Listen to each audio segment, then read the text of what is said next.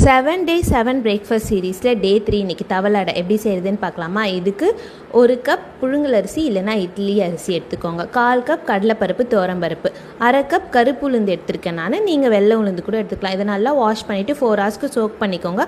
6லேருந்து 8 காஞ்சி மிளகாவும் ஆட் பண்ணிக்கோங்க.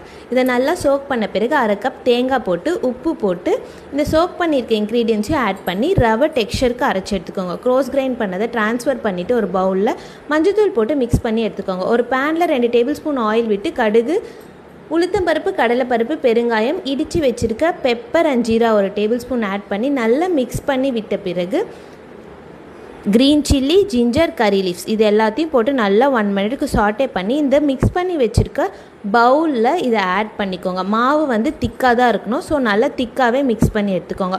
ஒரு ஹெவி பாட்டம் பேன் இல்லைனா ஒரு பேனில் வந்து 3 டேபிள் ஸ்பூன் ஆயில் விட்டு இந்த மாவு மிக்ஸ் பண்ணி வச்சுருக்கதை ஆட் பண்ணி நல்லா ஸ்ப்ரெட் பண்ணி விட்டுட்டு லோ ஃப்ளேம்லேயே 3 மினிட்ஸ் ஈச் சைட் ஃப்ளிப் பண்ணி குக் பண்ணி எடுத்திங்கன்னா செம்ம டேஸ்ட்டாக இருக்கும். ஒரு வாட்டி ட்ரை பண்ணி பார்த்துட்டு எப்படி இருக்குன்னு சொல்லுங்கள். இது கூடவே வந்து தேங்காய் சட்னி இல்லைனா வந்து பொடி வச்சு சாப்பிட்டிங்கன்னா செம்ம டேஸ்ட்டாக இருக்கும். Cook with love, serve with that. இந்த வீடியோ பிடிச்சிருந்துச்சுன்னா ஃபாலோ பண்ண மறக்காதீங்க.